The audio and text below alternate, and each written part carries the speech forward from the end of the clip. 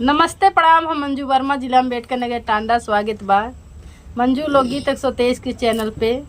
तो आज आप सबके बीच दर्द भरा विवाह गीत लेके आए। एक भौजी अपने ननद से कैसे बदला लेत है। ये भैया अगर ननद भौजाई में कुछ टुन फुन भय तो भौजी सोचत रही है कि कहाँ हम इन्हें दाव पाई कि कब बदला ले इनसे।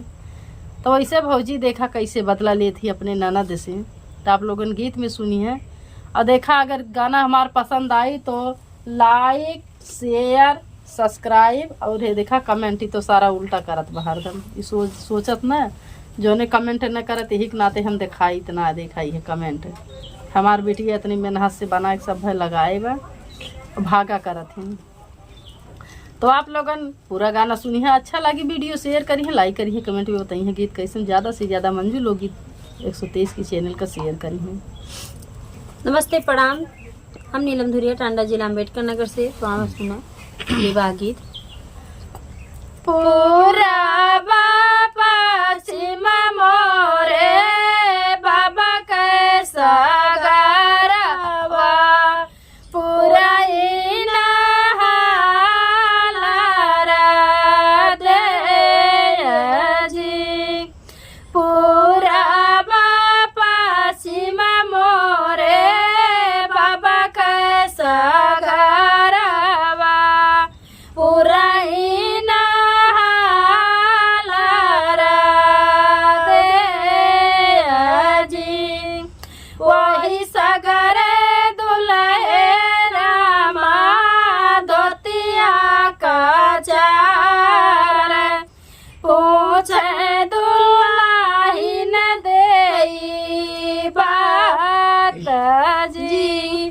वही सगरे दुल्हे रामा धोतिया का चार पूछे दुल्हिन देई बात जी के कर तू ही नतिया से पूतावा के कर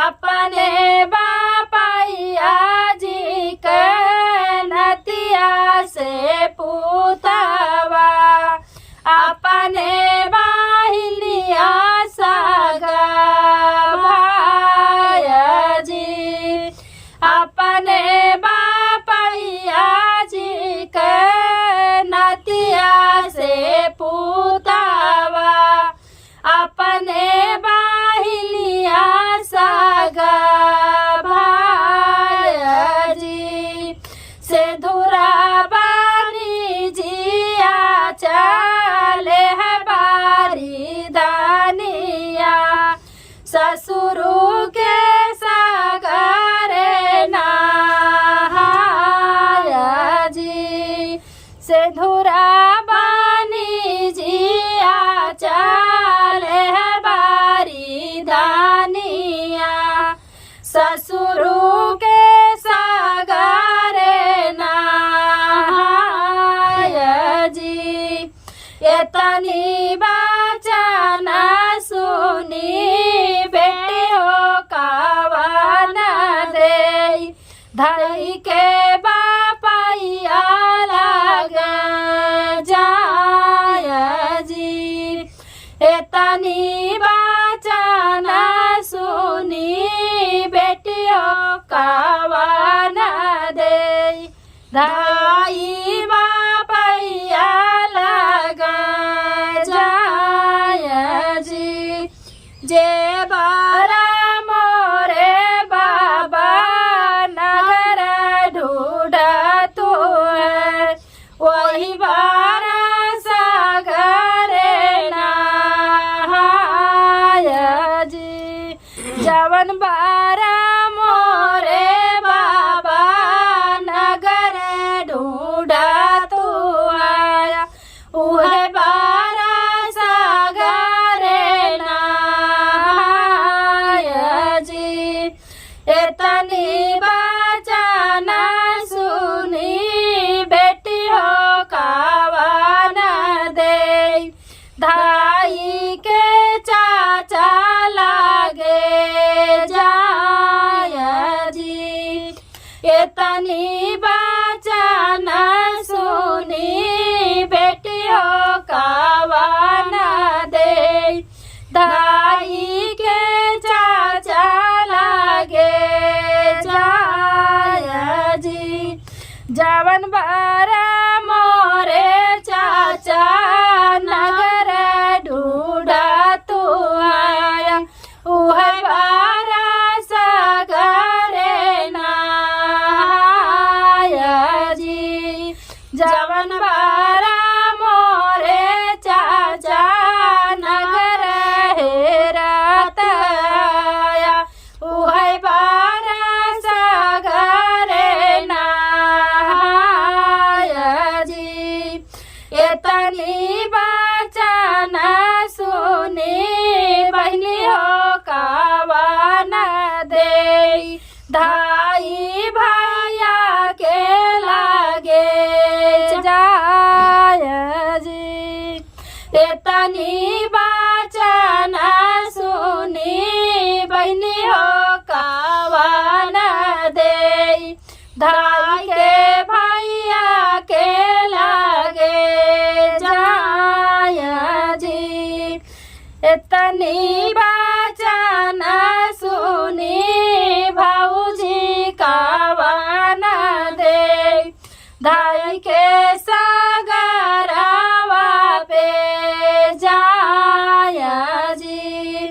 एतनी बचना सुनी भाऊजी कावन दे, धाई के सागरवा पे जाय जी।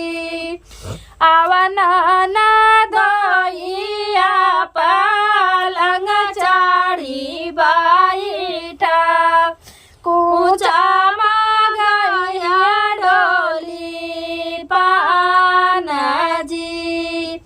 आवन न दोइया पलंग चाड़ी बैठा, कूचा मगैया डोली पान जी। चनना का डाड़िया पानवन ना दोइया हो, लई जाता बायर नहामार जी। चनना का डोलिया पानवन ना दोइया हो, लई जाता बायर नहामार जी। ये बात भौजी कहत हई अपने ननदोई से कि जल्दी से चनना के डड़िया फनावा, और हमरे जौन बैरन ननद बाटी या न फट से लइके तू जाए अपने घरे, हमरे की यहाँ जरूरत ना बा। भौजाई के ननद बहुत जबर दुश्मन होती, तो वही पे ही गाना बा आधारित। बैरन बैरन जिनका साराज, बैरन प्राण हमार जी। बैरन बैरन जिनका साराज, बैरन प्राण हमार जी। नंदोई कहा था नहीं बात, जवनी नगर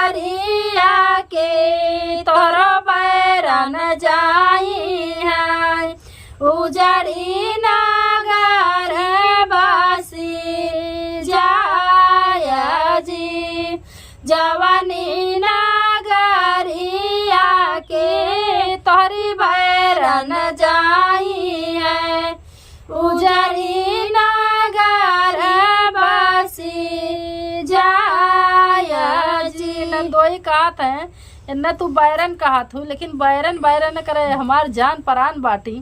जोने रास्ता कहीं जाई है, जोने नगर में की जाई है, उ नगर एकदम बस जाई चमके लागी जोन उजरा हुई। देखा कहत हैं नंदी कहत हैं अपने भौजी से कि कौन गलती हम करे है, कौन तोरे साथे दुश्मनी करे है, कसूर करे है, हमें बैरन तू कहत हो। कैसे पूछत है भौजी से किया मोरी भौजी हो नवा चोराया किया तेला दिया ढरा काया जी। किया मोरी भौजी हो नवा चोराया किया तेला दिया ढरा काया जी। किया मोरी भौजी तोहरा भैया घरिया कौने गुना बैरन तोहार जी। किया मोरी भौजी तोहरा भैया घरिया कौने गुना बैरन तोहार जी। सुनतू ना कौन गुना हो हमार बैरन। अब बहनी तोहार भैया भतीजा ना गरिया है, तोहार कौनो चीज नुकसान न करे, तू काहे बैरिन बैरिन करे लागी हम इतना हमसे वो भी गया तो सुना ना बतावत तो है ही आगे सुना। नहीं मोरी ननदी तू ही नवा चोरायु नहीं तेला दी उठारा काया जी। नहीं मोरी ननदी तू ही नवा चोरायु नहीं तेला दी उठारा काया जी। रामारा सोयन नहीं बिरही जे बोलियु यही गुना बैरन हमारा जी। रामारा सोहिया बिरहे का बोलियु यही गुना बैरन हमारा जी। देखो कसर लैली हमार भौजी बतावा इनके जब कौनो चीज का सहूर ना रहा, अगर हम इन्हें कुछ कह दिए बनावे चुनावे का तो इन्हें खराब लग गए, ये कसर काढ़े लागी। ठीक बा अब न तोहे कुछ कहब जो तोहार मन कही आम घास बना के धई दू खाए ली। धन्यवाद।